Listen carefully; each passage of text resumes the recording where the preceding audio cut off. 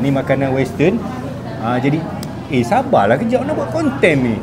Cuba sabar. Benda sedap. Tu belum shoot lagi. Hari ni kita bukan B40 lagi bang. Habis tu Kita B45. ada Nampak ni bang. Inilah set talam. Apa salah abang order gambar tadi nampak kecil. Ini dah macam besar bas bang. main talam. Yang kami dekat Bros Western dekat Bagan Batu. Sebenarnya ada je menu bukan nasi kandar, bukan pasembu yang sedap dekat mainland Penang. Jadi kami datang sini Western Bros. Ni makanan western. Jadi sabarlah kejap nak buat konten ni. Cuba sabar. Benda sedap. Tu belum shoot lagi.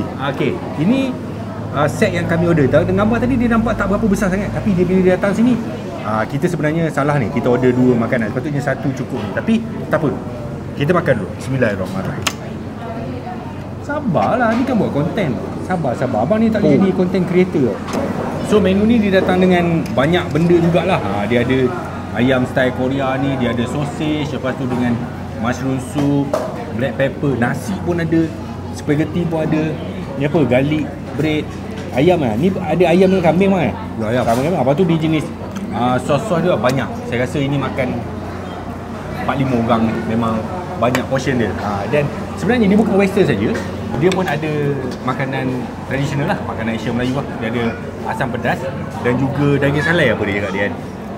Asam pedas dengan daging salai. So ini minuman dia. Dia kopi Hainan.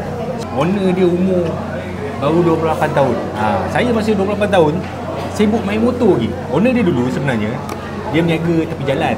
Dia berniaga tepi jalan burger. Lepas tu dah lama bila dia ada idea, dia buka kedai. Ni proper kedai, dia ada 2 lot. Sebenarnya dia memang famous dengan makanan western, tapi dia ada juga makanan nasi goreng apa semua dia ada. Tapi mainly kalau kita tengok orang yang order kat sini mostly order makanan western lah. Dia terkenal juga dengan burger Wak Ayu. Kedai ni kalau weekend memang penuh sebab kami selalu makan nasi kandar kat depan tu.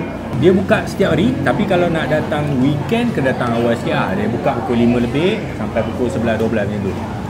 Dia cuti hari Senin. Kena ingat, banyak kedai kat Penang ni dia orang cuti hari Senin. Jemput datang. Kalau anda suka makanan western, rasa portion, harga berbalik lah kalau recommend.